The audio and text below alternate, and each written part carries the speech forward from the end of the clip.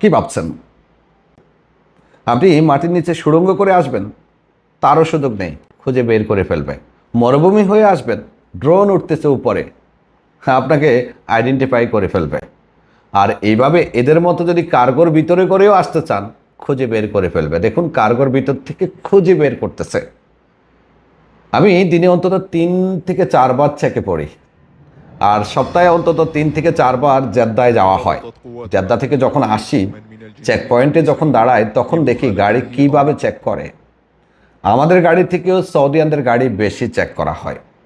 গাড়িকে 3 ভাবে চেক করা হয়। প্রথমে একজনে আমার তাসরিয়া দেখতেছে, মাথা ঢুকিয়ে চেক করলো। তার 2 মিটার কি 3 মিটার সামনে আরেকজন গাড়ির পিছনে বক্স খুলে দেখতেছে। আবার সামনে গেলে আরেকজন তাসরিয়া দেখতেছে। আচ্ছা, এই প্রথম চেকপোস্টটা শেষ করার পরে যখন জাহিদি কুবরি পর্যন্ত আসি, মক্কা জাহিদি, তখন আরেকটা চেক।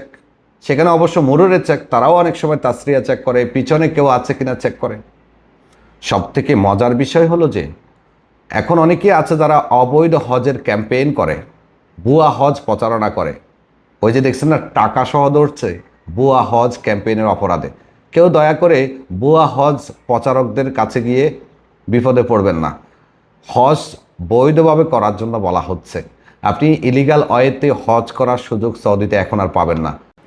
সৌদি হজ মন্ত্রণালয় চাচ্ছে বিশ্বের বিভিন্ন দেশ থেকে যারা লক্ষ লক্ষ টাকা খরচ করে আসছে, তারা যাতে স্বাচ্ছন্দ্যে হজ করতে পারে, তাদের জন্য এই আয়োজন। সৌদি আরবের ভিতরে যারা আছে তাদের জন্য অপশন আছে, তারা নুসুক থেকে হজ প্যাকেজ নিতে পারে, হজ নিবন্ধনের সুযোগ দেয়। সে সময় আপনি সুযোগ নিন, তবে খেয়াল রাখবেন অবৈধ হজকে না করুন। কোনোভাবেই মক্কায় প্রবেশ করতে পারবেন না। আল্লাহ না করুক যদি প্রবেশও করেন মক্কায়, কিন্তু আরাফাত পর্যন্ত প্রবেশ করার কোনো সুযোগ পাবেন না। প্রত্যেকটা বাস এইভাবে সিল করে দিচ্ছে দরজা, যাতে কেউ ঢুকতে না পারে। এটা হজের সময় করে। আর সবথেকে বড় কথা, যারা গাড়ি ঘোড়া চালান, কারো কাছে যদি হজের অনুমতি না থাকে, তাদেরকে গাড়িতে করে এদিক সেদিক নিয়েন না, তাহলে আটক হবেন। গত পরশুদিন এক রোহিঙ্গাকে আটক করেছে 3 জনকে নিয়ে আসার অপরাধে।